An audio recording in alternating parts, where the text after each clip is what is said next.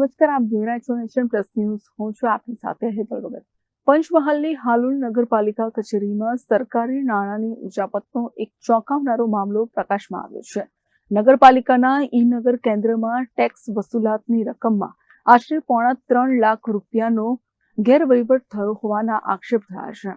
હાલોલ નગરપાલિકામાં શહેરીજનો પાસેથી વિવિધ વેરાઓની વસૂલાત માટે ઈ-નગર કેન્દ્ર કાર્યરત છે, જેનું સંચાલન અમદાવાદની સિલ્વર ટચ એજન્સી દ્વારા કરવામાં આવે છે. આક્ષેપ છે કે અહીં ફરજ બજાવતા કેટલાક કર્મચારીઓ મસમોટું કૌભાંડ આચર્યું છે. કૌભાંડની પદ્ધતિ એવી હતી કે કર્મચારીઓ કરદાતા પાસેથી વેરાની રકમ સ્વીકારીને પાવતી તો આપી દેતા હતા, પરંતુ દિવસના અંતે સિસ્ટમ એટલે કે ગણક યંત્ર પ્રણાલીમાંથી તે પાવતીઓની એન્ટ્રી જ ડિલીટ કરી દેતા હતા.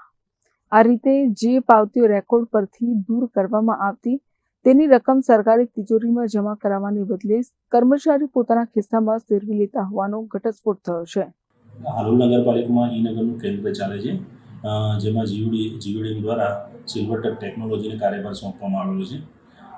નગરપાલિકાના ધ્યાને આવેલ કે કેટલીક પાવતી હોય જે વેરા ભરવામાં આવેલી હોય એમાંથી કેટલીક પાવતીઓ ડિલીટ થઈ ગયેલી હોય અને જેના કારણે નગરપાલિકાના ભંડોળે ઓછી રકમ જમા થયેલી હોય. આ વસ્તુ ધ્યાને આવતા નગરપાલિકા દ્વારા પ્રાથમિક તપાસ હાથ ધરવામાં આવતા અંદાજે લગભગ 2 લાખ જેવી રકમ તૂટ પડેલી હતી, જે રકમ માટે કંપનીને પણ જાણ કરવામાં આવેલી હતી અને કંપની પાસેથી આટલી રકમની વસૂલાત ઓલરેડી કરી દેવામાં આવેલી છે, પરંતુ આવી કોઈ વિના તપાસ માંગી લેવાય એવી હોય છે. આથી પોલીસ ફરિયાદ પણ કરવામાં આવેલી છે. આગળની કાર્યવાહી માટે અમે લોકોએ જીવીડીએમને તો જાણ કરેલી જ છે અને આ ઉપરાંત આમાં જે કોઈ કલ્પ્રિટ્સ હોય તો તેમને શોધવા માટેની તમામ કાર્યવાહી માટે પોલીસ ફરિયાદ પણ દાખલ કરેલી છે.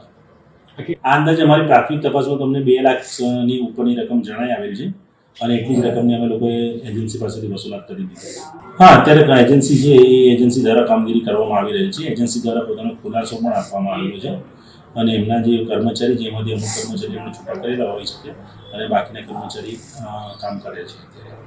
અત્રે ઉલ્લેખનીય છે કે નગરપાલિકા દ્વારા કરવામાં આવેલી આંતરિક તપાસમાં કુલ 2,75,552 રૂપિયાની ઉચાપત સપાટી પર આવી છે. આ ગંભીર બેદરકારી અને ઉચાપતને પગલે નગરપાલિકાના મુખ્ય અધિકારીએ જવાબદારો સામે પોલીસ ફરિયાદ નોંધાવવા માટે લીલી ઝંડી આપી દીધી છે.